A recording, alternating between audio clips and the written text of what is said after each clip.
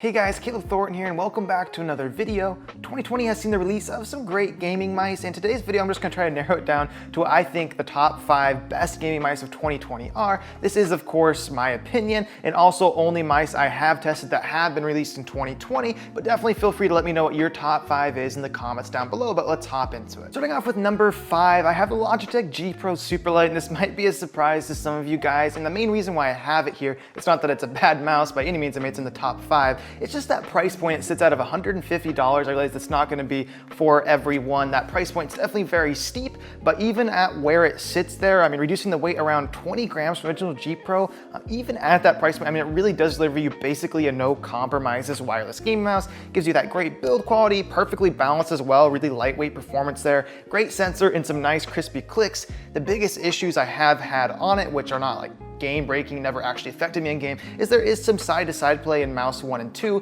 as well as the stock skates just not being that great. They are pretty thin and definitely don't feel that great, so definitely something you'd want to replace if you do pick it up. But overall, I mean, a great mouse, just a high price point, but if you're someone who wants that no compromises wireless gaming mouse, this definitely delivers it to you. At number 4, I have the Razer Viper Mini, and though I'm not a huge fan of smaller mice for myself, it's just hard not to include this with the great value you get. Recently, it has been discounted all the way down to $30, I believe, which is a really, in my opinion, a steal for this mouse. It is smaller, on the smaller side for me personally, in an ambi shape, and only 61 grams, so great for that fingertip to a claw grip. Also great in-game performance potential there. It is using those Razer optical switches, which you might not like, you might like. I find them passable, and of course you do get the benefits of them being optical as well.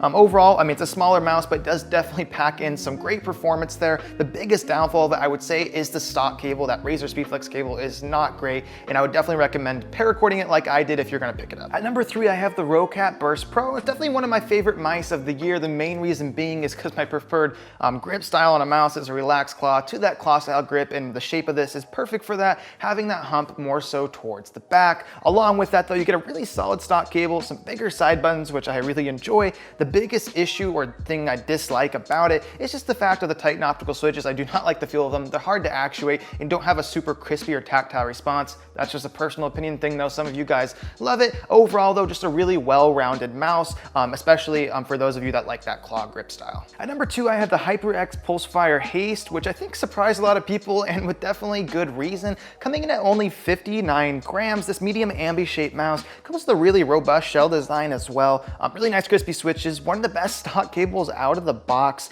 and if that's not enough already, it comes in at a pretty budget-friendly price of $50, but there has been some deals or codes out there that I know bring it down to like $25, $30, which in my opinion is an absolute steal for this. So overall, I mean, there's not much to complain about at that price point. Really gives you a lot of great things. The only issue I can think of right now with it is it has a little bit of DPI deviation, especially around the 800 mark. I think it puts you at like 1,000 DPI. But I believe that's something that can be fixed with firmware, and I'm sure HyperX is working on that. Overall though, definitely a recommendation and a great mouse released in 2020. At number 1, I have the Model O Wireless, and this is a mouse that really did surprise me looking at some of Glorious's previous releases and how their mice came out of the box with just lots of creaking or flex in the side panels, button activation and all that stuff. I was really impressed to see how they did redesign this one as far as honeycomb shell, the integrity of it itself goes. Feels really solid overall, and the main reason why I have this placed at number 1 is just because the fact of Glorious, again, you know, they're trying to take an expensive market and bring it down to a more budget-friendly price. With the wireless market, having this come in at only $80, which yes, that still is expensive, but looking at the GPRO Superlight, $150, this is almost half at that price, so definitely going to be opening up to a lot more people at where it sits right now,